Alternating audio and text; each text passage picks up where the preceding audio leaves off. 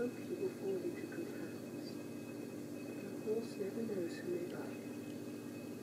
It is all chance. But still I say, do your best, wherever you are.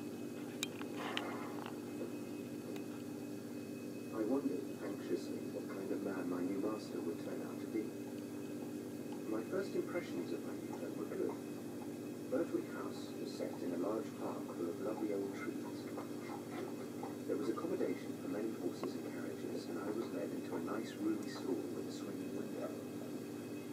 In the stall next to me, there was an ill-tempered looking chestnut horse who stared at me in an unfriendly manner. In the other stall, there was a little fat grey pony with a thick mane. Hello there. My name is Mary Lates, and this is Ginger. Welcome to Birtwick. So it is you,